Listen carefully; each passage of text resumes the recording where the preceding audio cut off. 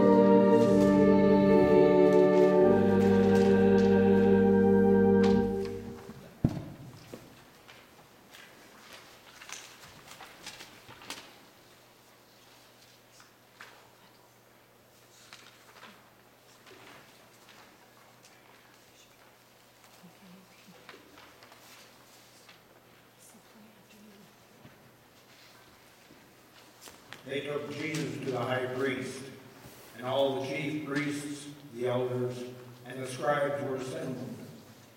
Peter had followed him at a distance, right into the courtyard of the high priest, and he was sitting with the guards, warming himself at the fire. Now the chief priests and the whole council were looking for testimony against Jesus to put him to death, but they found none. For many gave false testimony against him, and their testimony did not agree.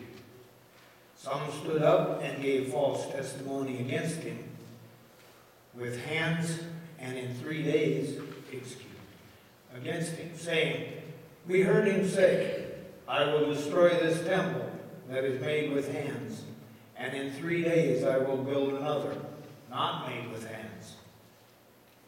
But even on this point, their testimony did not agree. Then the high priest stood up before them and asked Jesus, 'Have you no answer?' What is it that they testify against you?" But he was silent and did not answer. Again the high priest asked him, "Are you the Messiah, the Son of the Blessed One?" Jesus said, "I am, and you will see the Son of Man seated at the right hand of the power and coming with the clouds of heaven." Then the high priest tore his clothes and said, "Why do we still need witnesses? You have heard his blasphemy. What is your decision?" All of them condemned him as deserving death. Some began to spit on him, to blindfold him, and to strike him, saying to him, "Prophesy." The guards also took him over and beat him. As soon as it was morning, the chief priests held a consultation with the elders and the scribes and the whole council. They bound Jesus, led him away, and handed him over to Pilate. Pilate asked him, "Are you the king of the Jews?" He answered him, "You say so." Then the chief priests accused him of many things. Pilate asked him again, "Have you no answer? See how many charges they bring against you?" But Jesus made no further reply, so that Pilate was amazed. And when he learned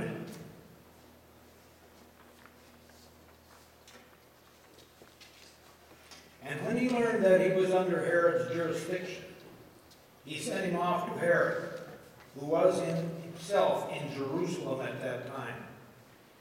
When Herod saw Jesus, he was very glad, for he had been wanting to see him for a long time, because he had heard about him and was hoping to see him perform some sign. He questioned him at some length, but Jesus gave him no answer. The chief priests and the scribes stood by, vehemently accusing him. Even Herod, with his soldiers, treated him with contempt and mocked him.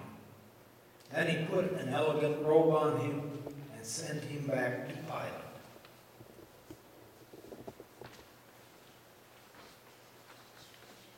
While Peter was below in the courtyard, one of the servant girls of the high priest came by. When she saw Peter warming himself, she stared at him and said, "You also were with Jesus, the man from Nazareth." But he denied it, saying, "I do not know or understand what you're talking about." And he went out into the forecourt. Then the cock crowed. And the servant girl, on seeing him, began again to say to the bystanders, "This man is one of them." But again he denied it. Then after a little while, the bystanders again said to Peter, "Certainly you are one of them, for you are a Galilean." But he began to curse, and he swore an oath, "I do not know this man you are talking about." And at that moment, the cock crowed for a second time. Then Peter remembered that Jesus had said to him, "Before the cock crows twice, you will deny me 3 times." And he broke down and wept.